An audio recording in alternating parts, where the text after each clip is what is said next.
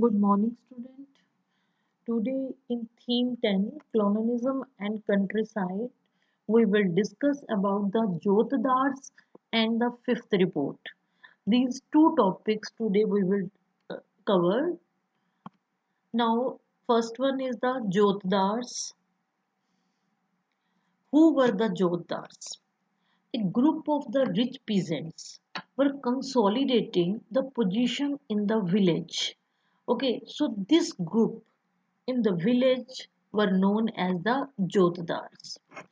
According to the survey of Francis Buchanan, in the Dinajpur district in the North Bengal, the rich peasants were known as the Jotdars, especially in the North Bengal area. They consolidated their position at the end of the 18th century while many zamindars faced the crisis on that time. So the Jotdars were more powerful.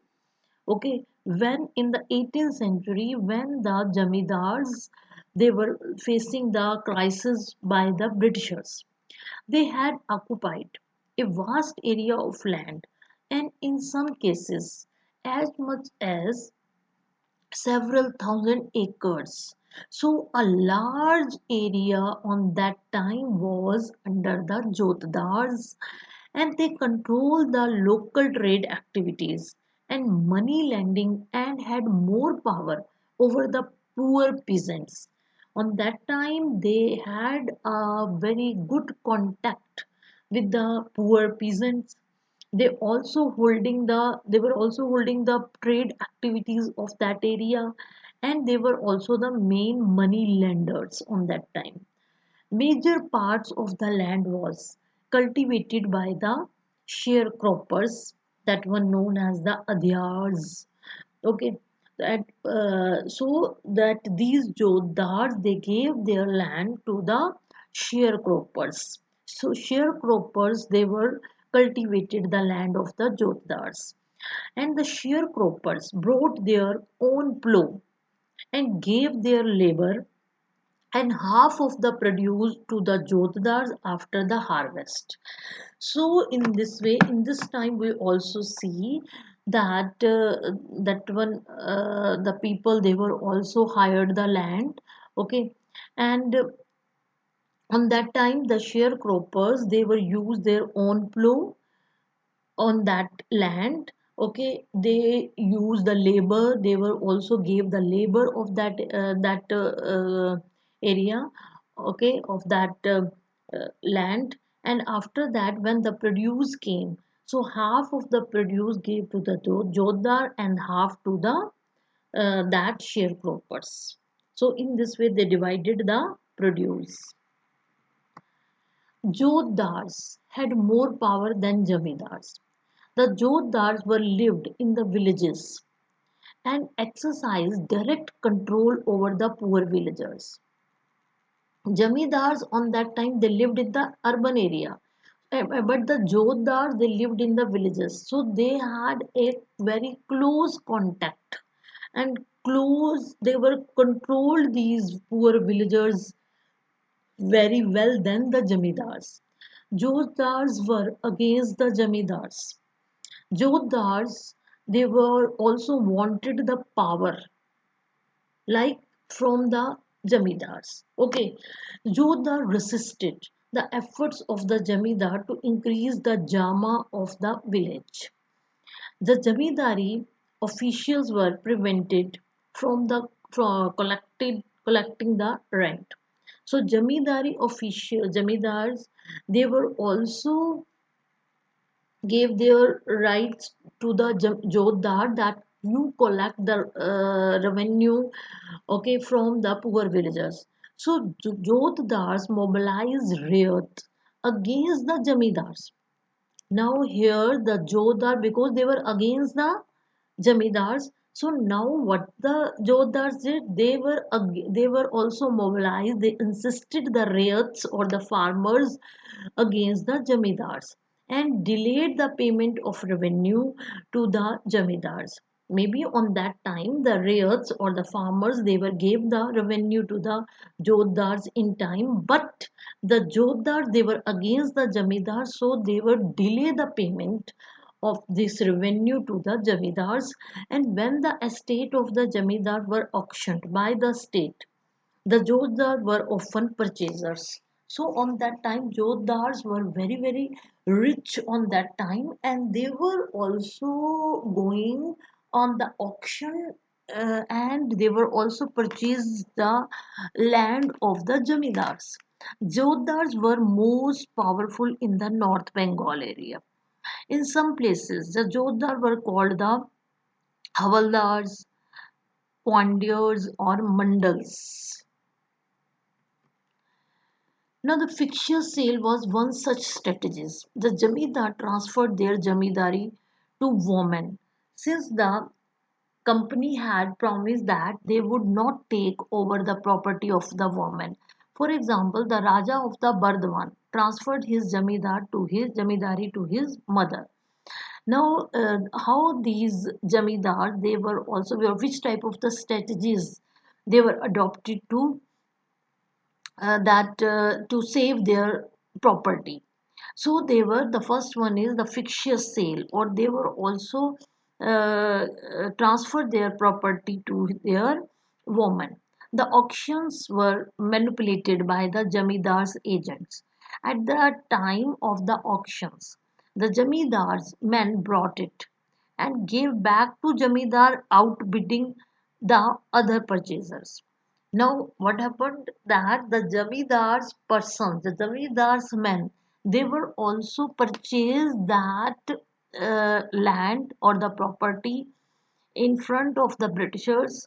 That these were that men were the men of the all that those who were the purchaser. They were the men of the Jamidars. So in front of the Britishers, that showing that that man also purchased the land or the property of the Jamidar. But after that, again that person gave the whole property to that Jamidars. The outside purchasers were attacked by the lathials of the Jamidars. But sometimes the true purchasers they were also purchased the property of the Jamidars. But what happened? They felt that they are part of the Jamidari control due to the sense of loyalty. They consider the Jamidars as authority and themselves as praja or the subject. Thus, the outsiders were not able to take the possession of the estate purchased by them. When the outsiders they were purchased the land or the property of the jamidars, then on that time the loyal people they were also that were known as the lathials.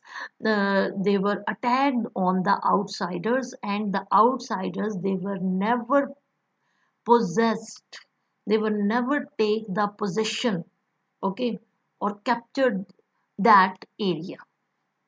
So in this way all these strategies the jamidars they were take, okay, to save their property.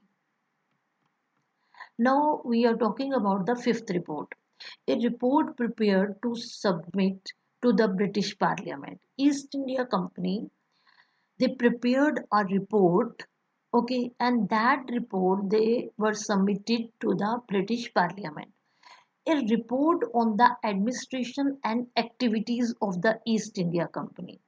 Now what they had written in this report, they were written about the administration of the India and the activities of the East India Company in the India.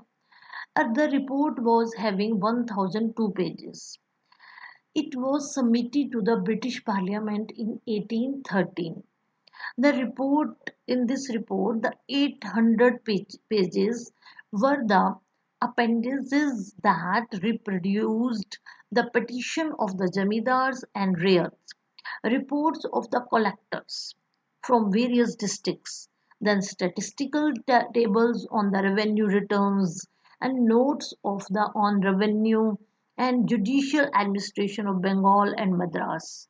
Okay, so in all 800 pages covered by all these things by the East India Company. They were gave the full full detail about all these things in 800 pages. When the company established its rule in Bengal, many groups in Britain watched the activities of the East India Company very closely. Okay, these groups oppose the monopoly of the East India Company's trade with India and China. So, this East India Company uh, did each and everything by their own. The East India Company use their rights, okay, and to start the trade with India as well as in the China. So these on that time in England, many groups, they were against the activities of the East India Company. They demanded the revocation of the royal charter given to the company. News about company's misrule and maladministration was hotly debated in the Britain. So that was the British Parliament on that time passed a series of acts in the late 18th century to regulate and control the company rules in India.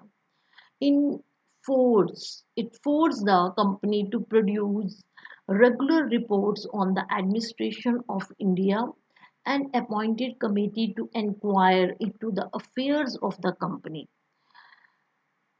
But the incident of the greed and corruption of the company official were discussed. All these things were discussed in the Britain.